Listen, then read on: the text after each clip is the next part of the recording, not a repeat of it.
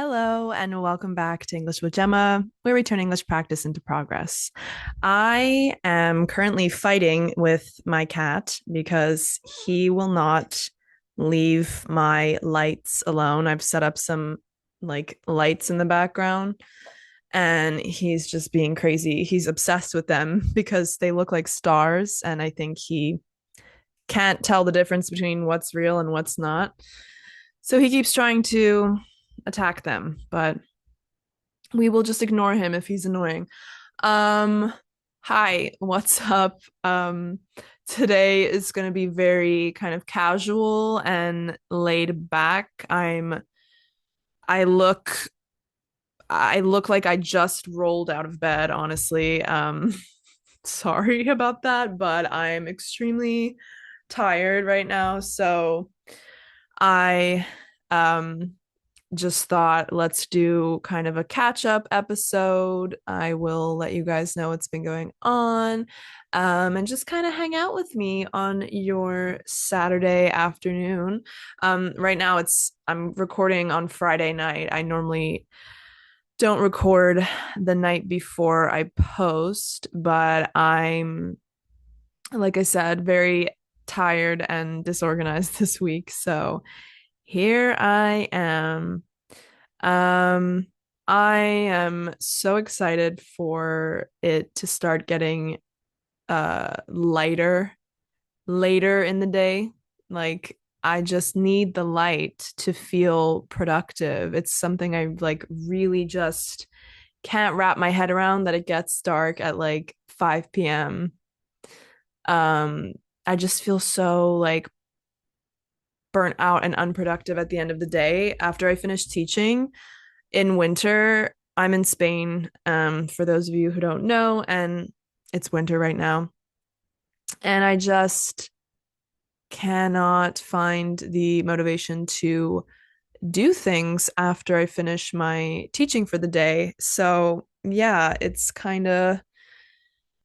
not a good enough excuse. Like, realistically, I should just force myself to keep working. But, like, I finish work at 8 p.m. And when I say work, I mean I finish teaching because I always have work to do.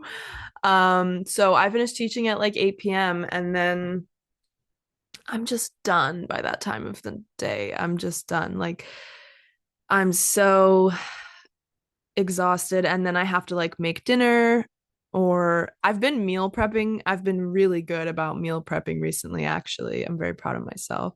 So I don't normally have to cook, but I do have to like eat and shower, and I have like a bunch of tasks that I do at the end of each day to kind of just like sign out of teaching. So like I have to upload any homework to my students' Google Drives. I have to reply to any emails. I need to upload all of the class recordings into the Google Drives.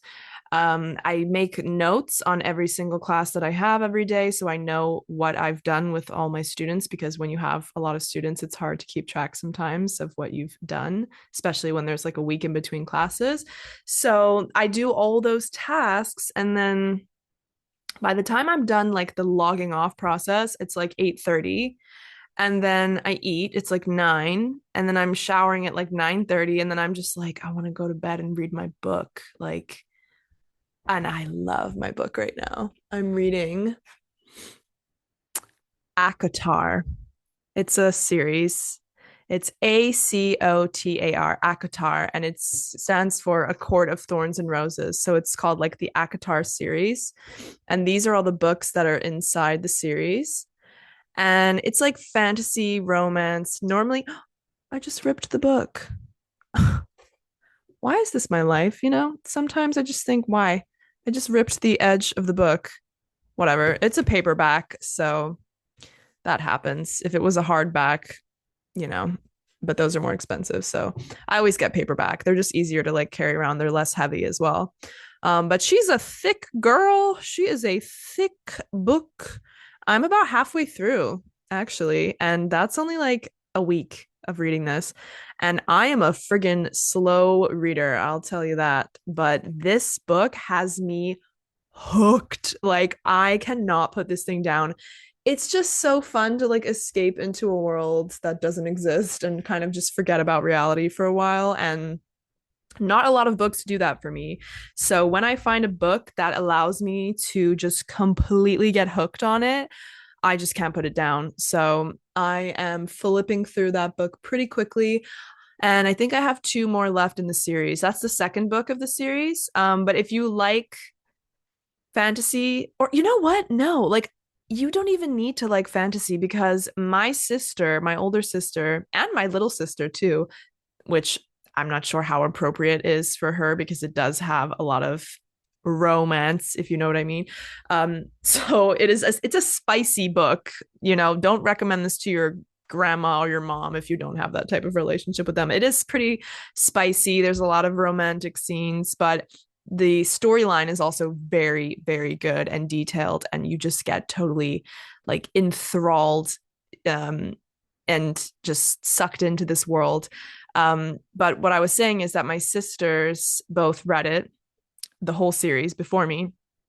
And for a really long time, they were both like, oh my gosh, Gemma, you have to read this book.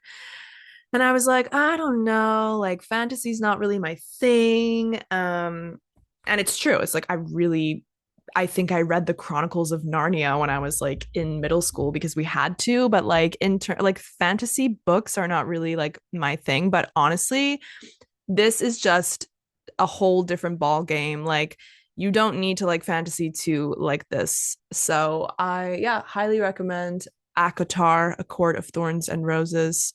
If you're interested and you want to read it, just put ACOTAR books into Google and you'll be able to buy it on Amazon or at your bookstore or wherever.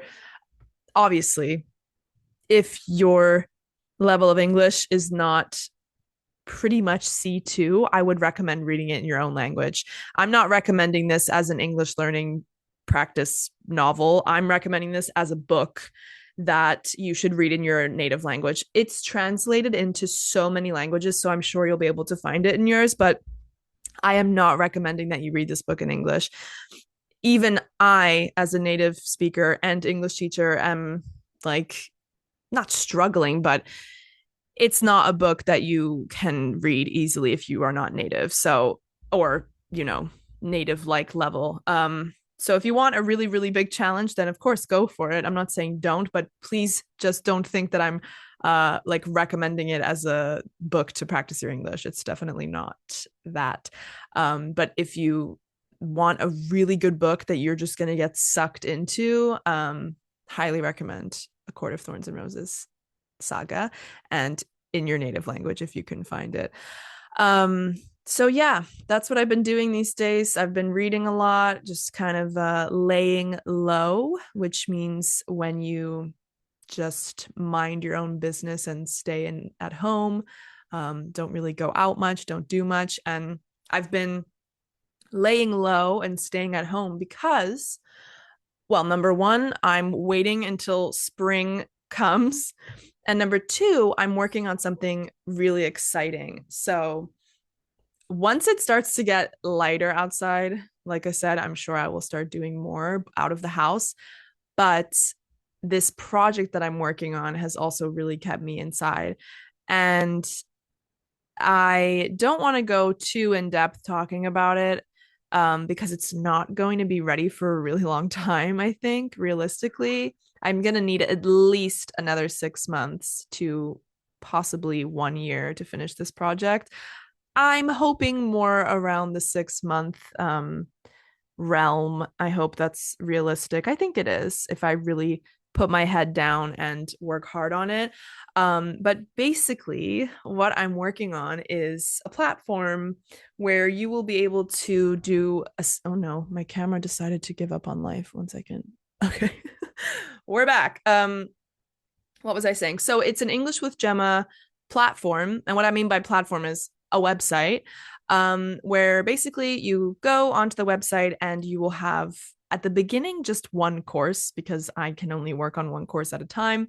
But you hopefully eventually I will have a bunch of different courses on this website. So for example, the first course that I'm doing is about how to become more fluent in your speaking and listening skills. And it's focused for like intermediate learners who feel kind of stuck and they want to just level up. And it's also for people who feel like they've been studying English for a while and they just feel frustrated because they can't really understand real life English that well. So I've tried to make it as accessible to as many levels and people, but of course I had to start somewhere with some type of course. So that's what I've come up with. Then in the future, I'd love to do like a grammar course and vocabulary course and like, or English for travel, English for ordering in a restaurant, very, very specific. But at the beginning, I kind of had to just be more general to cater to more learners.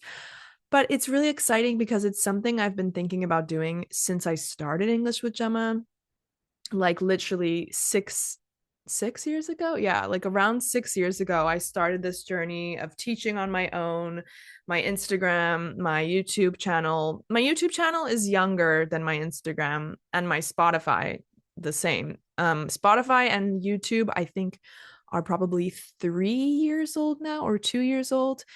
And my Instagram is like 6 years old. So, I've been doing this for a while, and this community is what allows me to teach and make a living out of teaching. But it is not a fancy lifestyle being an English teacher, of course. And I've always been looking at, different ways to bring more income into my life, and also help more people and make my, courses and classes more accessible at the same time. So, of course, it's, I'm doing this because it's like part of my business, but it's also something I've become aware of is that not everybody has, number one, the time to do one-to-one classes once or twice a week. And number two, a lot of people just don't want to have like a scheduled, private lesson. They just want to kind of learn at their own pace and do like a self-study course. So that's what I will be offering. This platform that I'm working on is all self-study. So it will be like video-based classes. You've got 4 modules, and no, my camera is really just not behaving today. Is it going to stay? Now it's crooked. 1 second. Within those 4 modules, you've got, I believe, 3 lessons. Yes. So, basically you watch it. The videos are like 8 to 10 minutes long. After the video, you have a quiz, you've got a listening exercise and a speaking exercise, and you get a PDF, and that's for every individual lesson. So it's like super detailed. It's very much a complete course. And it can be 4 weeks long if you want to kind of do it like longer, but you can do it at your own pace. So you can really study how you want to. You can make it your own. And once you pay for that, it's a lifetime access. So it's not like you don't need to do it within a certain amount of weeks or anything. Like you can just do it as you want and also have it forever. So you can download all the PDFs, you can download all the videos, and it's yours forever. So I'm excited. But it's a lot of work and it's been keeping me extremely busy. I'm basically learning how to make a website from scratch. And that is not my forte. That is not something that I am good at. I'm not a techie person. I'm not good with technology at all. So I've been using the platform Teachable, which is kind of like a framework, like a template to do these types of things. 1 second, my cat is, hello. What do you need something? Oh, you just want to interrupt me? That's fine. You want to come up? Come up. Do you want to come uppies? Uppies?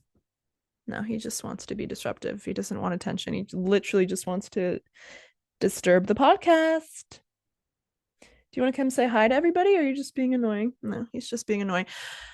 Now I've lost my train of thought, but basically I've been going on and on about this for long enough. You get the idea. And I'm very excited. about this, but oh, that's what I was saying, that it's a lot of work and I'm doing everything from scratch. So, like, all the course design, all the filming, all everything, all the PDFs, like I'm making all the content by myself. Like I don't have a team. I don't have anyone that helps me. It's just me. And then I'm also doing all the like website design and like front end, back end stuff. And I just don't know what I'm doing. But thank God for AI, honestly, because I am using so many different like AI agents and assistants and of course, ChatGPT, but more in depth things than that are really helping me to utilize the tools that I have to the best of my ability. And it's amazing. It really is. Like, as a content creator or teacher, or honestly, whatever field you work in, if you are not using AI currently, like, I highly suggest to start getting familiar with how it works. Um, or doing some type of course if you can. Like, there's a lot of free beginners courses to learn how to use AI if you kind of feel intimidated by it.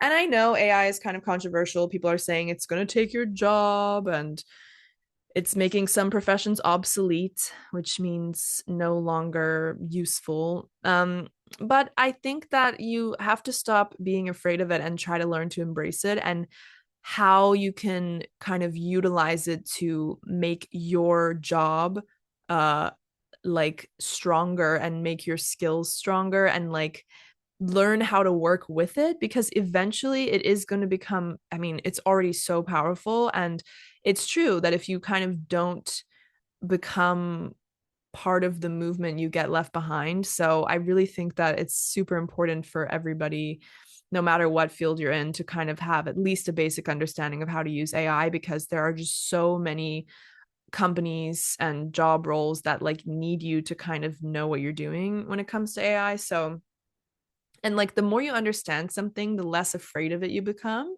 as well. Like, my grandma or my mom or people in my life that, are part of an older generation than I am, they can sometimes be a little intimidated by technology and things like this. But the more that they are learning about it and understanding how it works, I think the less afraid they are and the more interested they become. So if you're kind of on the fence, which means between two ideas, you don't really know if you're for or against I would highly recommend just learning more about it, because it's happening whether we like it or not. Sometimes I get really annoyed because there's a lot of AI features that are basically teaching English now, and a lot of people, don't want a real teacher. They just have AI tutors or AI apps. And I don't think we can ever really truly replace humans. There's just, AI is never going to be able to have the type of relationships that I have with my students, of course, but it's still, threatening and worrying when you feel like your role as a teacher is kind of being filled in certain ways. So I have tried to shift my mindset from being like scared of it or intimidated by it, and just being like, okay, how can I work with this to like make my skills and my content and my classes better, rather than like just either number one, ignore it, or number two, be afraid of it or against it. Because, like I said, this is going to happen, like, whether you like it or not. So you've got to kind of just get on the bandwagon and go with the flow, because yeah, it's happening, you guys. It's crazy. Like, the stuff that is going on right now in technology and the rate at which it's progressing is insane. And I mean, even I was born in 1997. I'm 28 years old. Like, the way that technology has advanced in just my 28 years of life is actually crazy when I think about it. And in the last 10 years, even more so. Like, I grew up before social media existed. I grew up with like VHS videotapes and CDs and Walkman, and listening to, music on a CD and albums and that type of technology, and big clunky video cameras. Big clunky means like big and awkward, basically. clunky computers.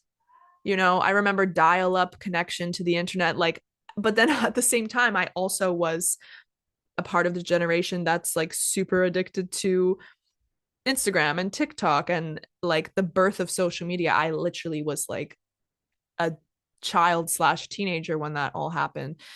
And it's weird because I feel like I'm the last generation that knows what it was like before the internet, but also knows what it's like when that all happened. And to be like a kid during that time was really weird. Like, it's just weird. Like, yeah, Gen Z. I'm the last year of Gen Z. So I'm an elder Gen Z, I'm not the young kids these days, but I definitely feel like I have an interesting perspective when it comes to the way that technology has advanced. Yeah, it's kind of crazy. And why am I going on a rant about this? Because artificial intelligence is something that is rapidly being developed, and it's happening. We can't stop it. We cannot stop because, unfortunately, or fortunately, as humans, we create and develop and are constantly pushing the boundaries, and it might just be our downfall, but that's human nature. We never stop pushing forward, So you can be against it or upset about it, but it unfortunately isn't going to go anywhere anytime soon. So yeah, I'm not trying to be on a high horse or act like I know so much about AI. I really don't, but I've had some interesting conversations with some people in my generation and out of my generation. And I think the consensus is that, we kind of have to accept that it's happening, and it's happening faster than we can blink. It's happening before our eyes. So I guess I'll leave it there for today. Some food for thought. What are your thoughts about AI? What are your thoughts about me creating my own platform? Is it something you'd be interested in? Would you like to do a self-study course with me? And yeah, I hope that you enjoyed this episode. I know it's a very different energy from when I have scripted episodes.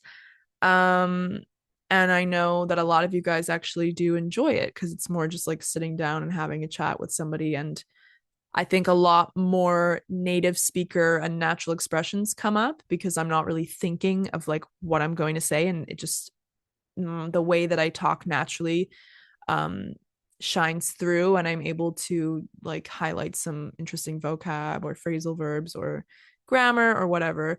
So I do like to do these types of just talking off the top of my head kind of episodes. So yeah, I always enjoy doing these, and even when I'm tired, I like to hop on here and just ramble. And thank you for listening to me and all the thoughts that are in my head. And thank you for watching me on YouTube and just all your continued support. It really means the world to me. And I'm very grateful that I have this platform. And I'm very excited for the next step of my journey, which will be this online self-study course. It's going to be a lot of work and a couple more months, but I will talk about it more once it becomes more real. I'm just in the early phases of it. So yeah, thank you guys for allowing that to be part of my reality and always supporting me. I love you, and thank you for listening and watching. See you next week. Bye.